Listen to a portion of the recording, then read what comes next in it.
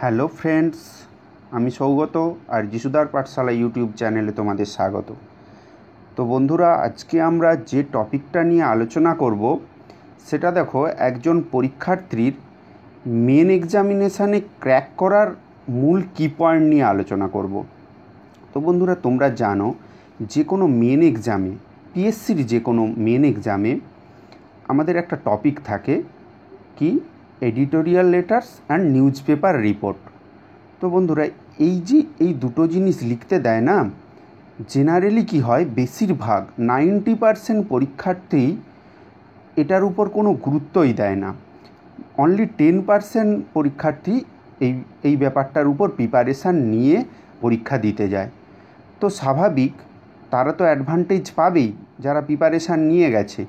Generally কি হয়, বেশিরভাগ পরীক্ষার্থী ভাবে যে ওটা কি আর পড়াশোনা করব, ওটা পরীক্ষা হলে গিয়ে ঠিক লিখে দেব। হ্যাঁ বন্ধুরা, ব্যাপারটা অতটা সহজ নয়। সহজ বটে, কিন্তু অতটা, তোমরা যতটা ভাবছো অতটা সহজ নয়। পরীক্ষা হলে তো লেখা যায়, কিন্তু লেখার কোয়ালিটি আসে না। লেখার স্ট্যান্ডার্ড, মানে তুমি নিজে ভেবে দেখো, একজন পরীক্ষার্থী গ্র্যাজুয়েশান লেভেলের স্ট্যান্ডার্ডে সে এডিটোরিয়াল লেটার্স কিংবা নিউজ পেপার রিপোর্টস কিংবা প্যারাগ্রাফ যাই থাকুক না কেন সে লিখলো। তুমি যদি প্রিপারেশান না নিয়ে যাও, মাধ্যমিক স্ট্যান্ডার্ডেও লেখা যায় না। লেখার স্ট্যান্ডার্ড নেমে আসে। ক্লাস 7-8-এর স্টুডেন্টরা যেমনভাবে প্যারাগ্রাফ লেখে, সেই রকমভাবে লেখার স্ট্যান্ডার্ডটা নেমে আসে। স্বাভাবিক, পরীক্ষক ওনার হাত থেকেও নাম্বারটা কমই বেরো। তাই বলছি বন্ধুরা, যদি তোমরা সামান্য একটু প্রিপারেশান করে যাও, অন্যান্য পেপার যেমন পড়ছো পড়ো, রেগুলারলি যদি একটু তোমরা প্রিপারেশান করে যাও, তাহলে কিন্তু তোমরা এই জায়গাটাতে খুব ভালো নাম্বার ক্যারি করতে পারবে। তোমরা ভাবতে পারবে না এই জায়গাটাতে কত নাম্বার পাওয়া যায়। আমি জাস্ট একটা সিম্পল উদাহরণ দিয়ে বলছি। ডব্লিউবিসিএস মেন এক্সামিনেশানে অ্যাবাভ 55% মার্কস পাওয়া যায়, অর্থাৎ 200 নাম্বারের ইংরাজি কিংবা বাংলা পরীক্ষার, তাতে 110 পর্যন্তও পাওয়া যায়। 110, 115 পর্যন্ত নাম্বার ক্যারি করা যায়। বাংলাতে তো আরও বেশি পাওয়া যায়। ইংরাজিতেও যদি তুমি একটু প্রিপারেশান নিয়ে যাও, তাহলে কি হবে, তাহলে তোমরা অ্যাবাভ 55% মার্কস ক্যারি করতে পারবে এই পেপারটাতে। আমি তোমাকে গ্যারেন্টি দিয়ে বলতে পারি এই কথাটা। তো বন্ধুরা দেখো, মেন এক্সামিনেশানে একটা টপিক থাকে কি, যেটা বলা থাকে, দেখো, write a editorial letter not more than 150 words. Write a editorial letter not more than 150 words. তাহলে তোমাকে 150 ওয়ার্ডের মধ্যে ব্যাপারটা কম্প্যাক্টভাবে লিখতে হবে। তাহলে তোমার যদি না প্রিপারেশান থাকে, তাহলে তুমি এত কম ওয়ার্ডের মধ্যে লিখবে কি করে? তাছাড়াও পরীক্ষা হলে ভাবতে ভাবতেই অনেকটা টাইম চলে যায়। লেখার কোয়ালিটি মোটেই তুমি ভালো করতে পারবে না যদি না তুমি প্রিপারেশান নিয়ে যাও। আর দেখো, একটু প্রিপারেশান নিয়ে যাও, দেখবে তোমার লেখার কোয়ালিটি কত স্ট্যান্ডার্ড হয়ে গেছে। কত কারেন্ট ইভেন্ট তুমি তাতে যোগ করতে পারছো, কারেন্ট ডেটা যোগ করতে পারছো, তোমার লেখার স্ট্যান্ডার্ড অটোমেটিক হাই হয়ে যাবে। আরেকটা জিনিস থাকে কি, লেটারে newspaper report not more than 200 words. ঠিক আছে? তো এই রকম দুটো জিনিস যে কোনো পরীক্ষায় থাকে। ডব্লিউবিসিএস পরীক্ষায় থাকে, মিসলেনিয়াস মেনে থাকে, পিএসসি ক্লার্কশিপে থাকবে, সামনেই একটা পরীক্ষা আসছে আইসিডিএস সুপারভাইজার, তাতেও মেন পরীক্ষায় এই রকম স্টাইলে ব্যাপারটা থাকবে। তো দেখো, প্যারাগ্রাফও লিখতে দেয়, কিন্তু সবই ব্যাপারটা একই করা যায় তোমরা যদি টপিকগুলো তোমাদের যদি টপিকগুলো আগে থেকে তোমরা আলোচনা করে যাও। তোমরা যদি পরীক্ষা দিতে যাওয়ার আগে সেগুলো প্রিপারেশানের মধ্যে রেখে যাও, তাহলে কিন্তু লিখতেও আর সমস্যা হবে না এবং লেখাটা অনেক কম্প্যাক্ট হবে এবং অনেক কোয়ালিটি অনেক বেড়ে যাবে। ক্লিয়ার? তো বন্ধুরা, এসো আজকে আমাদের শুরু করা যাক। কোন কোন টপিক, মোস্ট ইম্পর্ট্যান্ট টপিকগুলো কি কি পরীক্ষায় থাকে জেনারেলি। তো আমরা কিছু ট্র্যাডিশনাল টপিক নিয়ে আলোচনা করব এবং কিছু কারেন্ট টপিক নিয়ে আলোচনা করব। ঠিক আছে? তো বন্ধুরা, এসো শুরু করা যাক।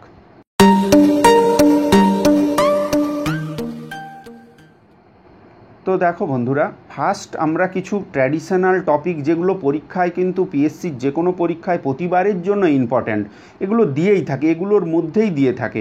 হয় কীরকম দেয়, ট্র্যাডিশনাল কিছু টপিক দেয়, আদারওয়াইজ কিছু কারেন্ট টপিক দেয়, কিছু ট্রেন্ডিং বার্নিং টপিক নিয়ে লিখতে দেয়। তা সে প্যারাগ্রাফও হতে পারে, এডিটোরিয়াল লেটারও হতে পারে, নিউজ পেপার রিপোর্টও হতে পারে। তোমরা টপিকটাকে জেনে যাও, এবারে যেটা লিখতে দেবে সেই ফরম্যাটে তুমি লিখে আসো। ক্লিয়ার? তাহলে দেখো আমরা আলোচনা করে নিচ্ছি। প্রথমে ট্র্যাডিশনাল টপিক কিছু আছে। Blood donation camp organized in your locality. ঠিক আছে, তাহলে এটা নিয়ে তোমাকে যে কোনো, এটা নিয়ে প্যারাগ্রাফ লিখতে দেবে না, হয় এডিটোরিয়াল লেটার কিংবা নিউজ পেপার রিপোর্ট লিখতে দিতে পারে। ক্লিয়ার? তুমি এই টপিকটা দেখে গেলে, দেখে যদি যাও দেখবে লেখাটা অনেক কুইক হয়ে যাবে এবং কোয়ালিটির লেখা আসবে। ঠিক আছে, এবার সেকেন্ড চলে যাচ্ছি। Water logging in your area during the rainy season. Clear? 3 number topic কি? The unemployment problem in West Bengal. তো এটা শুধু ওয়েস্ট বেঙ্গল নয়, ইন্ডিয়ার বেসিসেও সেটা লিখতে দিতে পারে, তখন ইন ইন্ডিয়া লেখা থাকবে। এটা ইন্ডিয়ার ক্ষেত্রেও যেমন একই সমস্যা, ওয়েস্ট বেঙ্গলের ক্ষেত্রেও আরও বেশি বড় সমস্যা। ক্লিয়ার? এবারে 4 নম্বরে যাই। A fire that has broken out on a market complex. Clear? এটার উপর নিউজ পেপার রিপোর্ট লিখতে দিতে পারে। ক্লিয়ার? এবারে 5 নম্বরে আছে flood havoc in West Bengal. তাহলে এটার উপরও নিউজ পেপার রিপোর্ট লিখতে দিতে পারে। এরপরে আসছি a communal riot in a neighbourhood under your imagine jurisdiction. তো বন্ধুরা, এটার উপর যখন তোমাকে নিউজ পেপার রিপোর্ট লিখতে দিচ্ছে, এই টপিকটা কিন্তু খুব সাংঘাতিক টপিক। তোমাকে দেখো এখানে বলেই দিয়েছে ইন ইয়োর ইমাজিন জুরিডিকশান। তাহলে এখানে তোমার ইমাজিনেশানের মাধ্যমে তোমাকে জুরিডিকশানটা ঠিক করতে হবে। এখানে যে কোনো নাম তুমি র্যান্ডমলি তুমি কলকাতা লিখে দিলে, কি হুগলি লিখে দিলে, হাওড়া লিখে দিলে, এভাবে কিন্তু লেখা চলবে না। এখানে তোমাকে একটু ইমাজিনারি নাম দিয়ে লিখতে হবে। ক্লিয়ার? এখানে কোনো জায়গার নাম এখানে স্পেসিফাই করা যাবে না, তাতে তোমার আইডেন্টিটি ডিসক্লোজ হয়ে যেতে পারে। তো এগুলো পিএসসির কড়া গাইডলাইন থাকে, তো তোমরা সেগুলো জানো। 7 নম্বরে আসছি price rise of essential commodity. ঠিক আছে, এগুলো দেখো খুবই ট্র্যাডিশনাল টপিক, এগুলো যে কোনো পরীক্ষায়, প্রত্যেকটি পরীক্ষার জন্য ইম্পর্ট্যান্ট। 8 নম্বরে আসছি the miserable condition in city hospital. ঠিক আছে, এবারে আসছি 9 নম্বর। দেখো এটা কিন্তু একটু কারেন্ট টপিক এবং ইন্ডিয়ার ট্র্যাডিশনাল টপিকও, কিন্তু এগুলো বর্তমানে এখন একটু বেশি হচ্ছে, মাস লিঞ্চিং। তো ঠিক আছে, মাস লিঞ্চিং দেখো ইউপিতে প্রচুর পরিমাণে রিসেন্টলি মাস লিঞ্চিং হলো। হ্যাঁ, এই তারপরের টপিকটাও একই রকম তুমি ধরে রাখতে পারো, is humanity getting more violent. তো এগুলো দেখো ট্র্যাডিশনালও যেমন, আবার রিসেন্টলি এগুলো বার্নিং টপিকও বটে, তাই এগুলো তোমাদেরকে জেনেও যেতে হবে অবশ্যই। এরপরে চলে যাচ্ছি আর কি কি টপিক আছে দেখছি। হ্যাঁ, 11 নম্বর টপিক দেখো outbreak of dengue in your locality. ঠিক আছে, 12 number adverse impact on social media on youth. দেখো এটা কিন্তু কারেন্ট একটা বার্নিং সামাজিক ইস্যু কিন্তু, তাহলে এটা নিয়ে দিতেই পারে। 13 number the abuse of child labour. পরীক্ষাতে বারবার এটা দিয়েছে এই টপিকটা। তুমি যদি না জেনে পরীক্ষা দিতে যাও, এটা তুমি কিন্তু পাপ করছো, এটা তুমি অপরাধ করছো, তার শাস্তি তোমাকে পেতেই হবে। একজন জেনে পরীক্ষা দিতে যাচ্ছে, সে তার লেখা অনেক কোয়ালিটি হবে। এরপরে যাচ্ছি 14 নম্বরে use of animals in scientific research. বন্ধুরা এটাও পরীক্ষায় দিয়েছে। 15 number the rising instance of rough behaviour of taxi and auto driver. তো এটাও ট্র্যাডিশনালও ধরতে পারো এবং কারেন্ট টপিকও ধরতে পারো। এটা প্রায় রিসেন্টলি 2-3টা পরীক্ষাতে দিয়েছে। 16 নম্বর ফিটনেস অ্যান্ড হেলথ কেয়ার। তো এটা দিতেই পারে, এটা ট্র্যাডিশনাল টপিক একটা। 17 does wealth translate to happiness. তো বন্ধুরা দেখো এগুলো কিন্তু তুমি যদি না প্রিপারেশান নিয়ে যাও, এই টপিকগুলোর উপর তুমি লিখতেই পারবে না, তুমি 2 কলমও লিখতে পারবে না। Does wealth translate to happiness, তো এটা বেশ কঠিন টপিক, তোমার কাছে তথ্যই থাকবে না তুমি যদি না প্রিপারেশান নিয়ে যাও। 18 নম্বর দেখি কী বলছে, এনভায়রনমেন্টাল পলিউশন, এনভায়রনমেন্টাল চ্যালেঞ্জ। তো এনভায়রনমেন্টটা সব সময়ের জন্য খুবই ইম্পর্ট্যান্ট টপিক, তো যে কোনো পরীক্ষায় দিয়েই থাকে, তোমরা এটা জানো।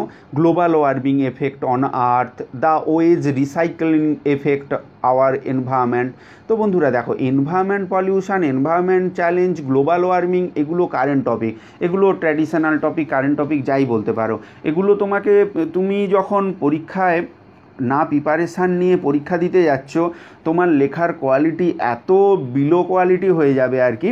আরেকজন যখন রিসেন্ট ডেটা, কিছু রিসেন্ট যে ওয়ার্ল্ড ওয়াইড সামিটগুলো হয় তার থিম, এই সবগুলো যখন একটা লেখা ইনপুট করবে, তার লেখা তোমার লেখার মধ্যে কিন্তু অনেক পার্থক্য হয়ে যাবে। ক্লিয়ার? এই যে দেখো 20 নম্বরটা, the ways recycling effect our environment. তো এই যে এটা দেখো এনভায়রনমেন্টের সঙ্গে কানেক্টেড হলেও এটা কিন্তু একটু আলাদা। এটা যদি না তুমি প্রিপারেশান নিয়ে যাও, তুমি 3-4 লাইনের বেশি কিন্তু তুমি লিখতে পারবে না। তাই তোমাকে বলছি, তাই বন্ধুরা তোমাদের বলছি যে তোমরা একটু এই টপিকগুলোর উপর দেখে যাও, তাতে দেখবে তোমাদের পরীক্ষাটা অনেক কোয়ালিটির ফুল হয়ে যাবে। টপিক আছে, এরপরে চলে যাচ্ছে 21, preventing to molestation of women and child in India. তো দেখো এটা এটা যেমন একসঙ্গে আমি লিখে দিয়েছি, এটা শুধু উমেন ইন ইন্ডিয়া দিতে পারে, কিংবা শুধু চিলড্রেন ইন ইন্ডিয়া এরকমও দিতে পারে। তো তোমরা যদি পুরো ব্যাপারটা জেনে যাও, তোমরা পাটে পাটে ভেঙে লিখে দিতে পারবে। ক্লিয়ার? তো বন্ধুরা এখানে আমি একটা কথা বলতে পারি, এই টপিকটাতে তোমাকে যদি কেবলমাত্র লিখতে দেয় চিলড্রেন ইন ইন্ডিয়া, তুমি কেবলমাত্র লেখার মধ্যে শুধু যেন না গার্লস চাইল্ড থাকে, তোমার মধ্যে girls and boys both children বলেছে না, তো বয়েজ চাইল্ডরাও তো মলেস্টেড হয়, তাহলে মলেস্টেশন হয়, তাহলে তাদের কথাও লিখতে হবে। তোমাদের চিলড্রেনদের কথা লিখতে হবে, শুধু গার্ল চাইল্ড লিখবে, বয়েজ চাইল্ড লিখলে না, তাহলে কিন্তু লেখাটা ঠিকঠাক দাঁড়াবে না। ক্লিয়ার? এগুলো তোমাকে মাথায় রাখতে হবে। 22 দেখি, problem of immigration and refugees in world today. তো দেখো এটা কারেন্ট টপিক, একদম সারা বিশ্ব জুড়ে এই যে রিফিউজি ইমিগ্রেশান নিয়ে সমস্যা চলছে, তাহলে এগুলো লিখতে দিতেই পারে। The present status of women in India, এটা ট্র্যাডিশনাল টপিক, তোমাকে লিখতে হবে একটু ভালো করে। যেগুলো ট্র্যাডিশনাল টপিক, সেগুলো লেখার কোয়ালিটিকে তোমাকে আরও উন্নতি করতে হবে, কারণ এখানে কিন্তু সবাই এই জিনিসগুলো লিখতে পারে, কিন্তু তোমার লেখার কোয়ালিটি যদি ভালো হয় তখনই নাম্বারটা ভালো ক্যারি করা যায়। তাই ট্র্যাডিশনাল টপিকগুলো বি কেয়ারফুল। 24 দাগে, rough condition of road in your city, তাহলে এটাও দিতে পারে, এটা এডিটোরিয়াল লেটারও দিতে পারে, নিউজ পেপার রিপোর্টও দিতে পারে। ঠিক আছে? এবারে 25 দাগে, আন্ডারস্ট্যান্ডিং ডিপ্রেশন ইন টিনেজার্স। তো দেখো টিনেজার্সরা বর্তমানকালে ডিপ্রেশানে ভুগছে, সুইসাইড করছে, ড্রাগস অ্যাডিক্টেড হচ্ছে, তাহলে সেইগুলো তোমাদেরকে একটু প্রিপারেশান নিয়ে যেতে হবে এবং সেগুলো লিখতে হবে, দিতেই পারে। 26 দাগে, drug addiction and alcohol abuse. তো এটা কারেন্ট টপিক বা ট্র্যাডিশনাল, এটা সমস্যা, একটা সামাজিক সমস্যা। 27 দাগে, is the selfie addiction detrimental two a person. তাহলে দেখো এটা কত কারেন্ট এবং বার্নিং টপিক একটা। তুমি দেখবে কোনো না কোনো পরীক্ষায় এই টপিকটা দিয়েই দিয়েছে, নেক্সট পরীক্ষাতেই হয়তো দিয়েছে। এগুলো খুবই বার্নিং টপিক। সেলফি তুলতে গিয়ে ট্রেন থেকে পড়ে যাচ্ছে, সেলফি তুলতে গিয়ে বেহুশ হয়ে যাচ্ছে, বাস এসে, লরি এসে, ট্রাক এসে ধাক্কা দিচ্ছে। হ্যাঁ, তো এগুলো হামেশাই ঘটনাগুলো ঘটছে, তাহলে এটা একটা বার্নিং টপিক। 28 দাগে, should gay marriages be allowed. এটা দেখো কারেন্ট টপিক একটা, রিসেন্টলি সুপ্রিম কোর্টের রায়। ঠিক আছে? তাহলে এটা তোমাকে জেনে যেতে হবে, নাহলে তুমি লিখতে পারবে না। আর্টিকেল কত, আইপিসি আর্টিকেল কত, তুমি সংবিধানের আর্টিকেল লিখে বসে। তো এইগুলো যদি না ঠিকঠাক নলেজ থাকে, তাহলে তুমি নামাতে পারবে না লেখাটা। 29 দাগে, where does your food come from. তুমি যে খাবারটা খাচ্ছ সেটা ভাগাড়ের মাংস কিনা, সেটা তোমাকে, তাহলে এটা দেখো, এটা একটা বার্নিং টপিক, তাহলে এই নিয়ে তোমার কোশ্চেন থাকতেই পারে। Where does your food come from, তুমি যে মাংসটা খাচ্ছ সেটা ভাগাড়ের মাংস নয় তো। এবারে 30 দাগে, ইজ ইউথেনাসিয়া ইমোরাল। তাহলে দেখো ইউথেনাসিয়া থেকে বারবার রিসেন্ট লাস্ট 2-3টে পরীক্ষাতে আমি কোশ্চেন দেখেছি, তাতে ইউথেনাসিয়া দিয়ে কোশ্চেন এসেছে। ঠিক আছে? এবারে 31 দাগে, গড ভার্সেস সায়েন্স। 32 দাগে, merits and demerits of science. তো দেখো সায়েন্স রিলেটেড কোশ্চেন, যেমন পলিউশন, এনভায়রনমেন্ট থেকে কোশ্চেন প্রায় দিয়ে থাকে, সেরকম সায়েন্স থেকেও কোশ্চেন প্রায় দিয়ে থাকে। এরপরে চলে যাচ্ছি আমরা আরও কী কী টপিক আছে দেখি। তো দেখো 33, topic number 33, can technology replace man power. Technology, আমাদের সারা বিশ্ব জুড়ে, ইন্ডিয়াতেও টেকনোলজি খুব এগিয়ে যাচ্ছে, তাহলে টেকনোলজির কি ম্যান পাওয়ারের জায়গায় টেকনোলজি রিপ্লেস করা যেতে পারে? তাহলে এই ব্যাপারটা দেখো একটা কারেন্ট একটা ইস্যু, তাহলে সেইটা নিয়ে তোমাদের জেনে যেতে হবে। হ্যাঁ, জেন্ডার ডিসক্রিমিনেশান ইন ইন্ডিয়া। দেখো 2001-এর সেন্সাসে বিশেষ করে আমি এটা বলবো বিলো 6 ইয়ার এজ চাইল্ডের ক্ষেত্রে, কারণ 0 to 6 ইয়ারের ক্ষেত্রেই এই সমস্যাটা আরও বেশি, জেন্ডার ডিসক্রিমিনেশান ইন ইন্ডিয়া। কারণ 2001-এর সেন্সাসে যেখানে যে 0 থেকে 6 বছরের মধ্যের যে গার্ল চাইল্ড এবং বয়েজ চাইল্ড রেশিওটা ছিল, পার থাউজেন্ড বয়েজ চাইল্ডের জন্য 2001-এর সেন্সাসে গার্ল চাইল্ড ছিল 927 জন।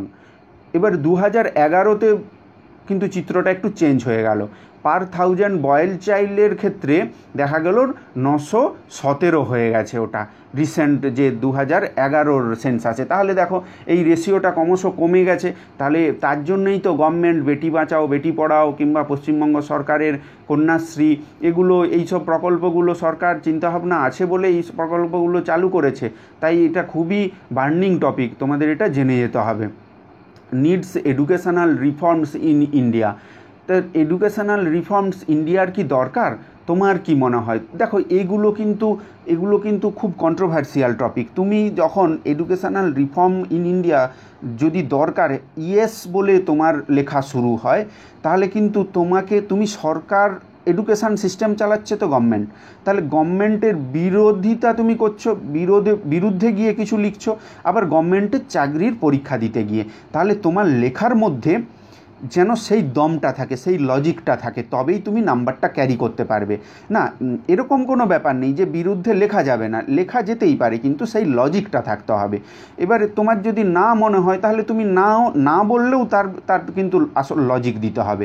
ক্লিয়ার? তাহলে তোমার লজিকটা ঠিকঠাক জবরদস্ত হতে হবে, তবেই তুমি নাম্বারটা ক্যারি করতে পারবে এই জায়গাগুলোতে। 36, India as next the super power. তো বন্ধুরা দেখো, ইন্ডিয়া রিসেন্টলি কি হচ্ছে, গ্লোবাল ক্ষেত্রে বেশ কিন্তু সুপার পাওয়ারের দিকে এগিয়ে যাচ্ছে। যেমন আমেরিকা, চীন সুপার পাওয়ার আমরা বলেই থাকি, আমেরিকা, রাশিয়া, চীন এরা তো সুপার পাওয়ার অলরেডি। তো ইন্ডিয়াও সেই দিকে এগিয়ে যাচ্ছে, ইন্ডিয়ার ইকোনমি ক্রমশ গ্রোথ করছে। ইন্ডিয়া দেখো নিউক্লিয়ার পাওয়ার একটা দেশ, তো এই সব ইকোনমি ধার করে ইকোনমি গ্রোথ করছে। তো সেই জায়গা থেকে ইন্ডিয়া সুপার পাওয়ার না হওয়ার কিছু নেই। তাহলে এটা একটা ভবিষ্যতের একটা চিন্তাভাবনা, তাহলে তোমাকে সেই রকম লজিক দিয়ে লিখতে হবে, সেরকম ডেটা দিয়ে লিখতে হবে। তো র্যাঙ্কিংগুলো তোমাকে মাথায় যেতে, তুমি যদি না এগুলোর প্রিপারেশান নিয়ে যাও, তুমি র্যাঙ্কিং তুমি মনেই রাখতে পারবে না। আর যে easy to doing business ranking কত ইন্ডিয়ার, 77 বা এইরকম সামথিং একটা, আমার ডেটাটা যতটুকু মনে আসছে। তো দেখো এটা 100 ছিল, 77 হয়েছে, তো 1 বছর 1.5 বছরের মধ্যে। তাহলে এই যে অগ্রগতিগুলো তোমাকে এই ডেটাগুলো পুট করতে হবে, তবে লেখার কোয়ালিটি আসবে। ক্লিয়ার? এবারে 37, role of agriculture in Indian economy. এটা তোমাকে বলতে পারি ট্র্যাডিশনাল, ইন্ডিয়া একটা এগ্রিকালচার দেশ। তাহলে এখানে কৃষিটা একটা খুব মানুষজন এখানে কৃষির সঙ্গে অনেক মানুষ, অ্যাবাভ 50% মানুষ এখানে কৃষির সঙ্গে যুক্ত। তাহলে ইন্ডিয়া কৃষির ডেভেলপমেন্টের জন্য সবসময় নজর দেয়। তাহলে এখানে রোল ইন্ডিয়ান ইকোনমিতে তার রোল কতটা, বা সেইগুলো তোমাকে লিখতে হবে। 38, genetically modified crops boons or banes. তাহলে এগুলো তুমি যদি না, এই যে বিটি বেগুন, ঠিক আছে, এই সব সম্পর্কে তুমি যদি না জানো, এই সায়েন্টিফিক কিছু ওয়ার্ড, কিছু সায়েন্টিফিক ল্যাঙ্গুয়েজ তোমার যদি না জানা থাকে, তুমি লিখবে কোথা থেকে? ঠিক আছে। এবারেও 39, রাইট টু ইনফরমেশান অ্যাক্ট, যেটাকে আমরা RTI বলি, এ রিভলিউশনারি টুলস ইন ডেমোক্রেসি। তো দেখো এখনকার দিনে এটা কত বার্নিং টপিক। যে কোনো ক্ষেত্রেই মানুষ এই যে RTI অ্যাক্টের মাধ্যমে তার অধিকার, জানার অধিকার, সেটা সে প্রয়োগ করে থাকে। তাহলে এটা খুবই ইম্পর্ট্যান্ট একটা। এরপরে দেখো, এটা ট্র্যাডিশনালও বলতে পারো, কারেন্টও বলতে পারো, ব্ল্যাক মানি ইন ইন্ডিয়া।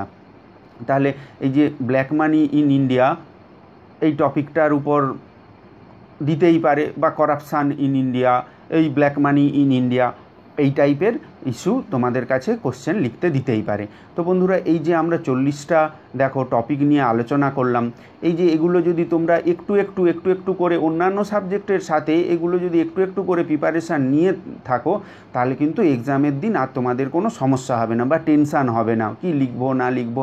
আর লিখলেও দেখবে তুমি যদি না প্রিপারেশান না নিয়ে যাও, তুমি লিখলেও ভালো কোয়ালিটি লিখতে পারবে না, তখন নাম্বারটা কিন্তু ভালো আসবে না। আর এটাই একজন ক্র্যাক করে একজন করতে পারে না, এটাই কিন্তু মেন কারণ। আমরা ভাবি যে অন্যান্য সাবজেক্টগুলোয় অনেক বেশি নাম্বার, তুমি পারবে না। অন্যান্য সাবজেক্টে সবাই ভালো, ঠিক আছে, সবাই তোমার কাছাকাছি, তুমি 10 বেশি পাবে, কিন্তু এখানে একজনের চেয়ে তুমি 50 বেশি স্কোর করতে পারো। ক্লিয়ার এই জায়গাটায়?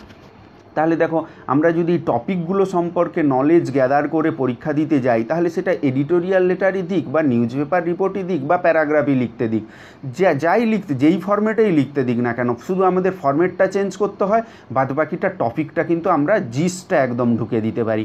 তো ঠিক আছে বন্ধুরা, তো থ্যাঙ্কস ফর ওয়াচিং, ভিডিওটা সম্পূর্ণ দেখার জন্য। আর যদি নতুন হও অবশ্যই সাবস্ক্রাইব করো, পাশের বেল আইকনটিকে প্রেস করো। আর ভিডিওটি যদি ভালো লেগে থাকে লাইক করতে ভুলো না, কিন্তু একটা লাইক চাই। আর বন্ধুদের মধ্যে প্রচুর শেয়ার করো, শেয়ারটা তো দরকার। আর কিছু যদি বলার থাকে বা আরও এক্সট্রা কিছু যদি জানার থাকে, অবশ্যই তোমরা কমেন্ট করে জানিও। আর সুস্থ থেকো, আশপাশ পরিষ্কার রেখো, save water safety and best of luck.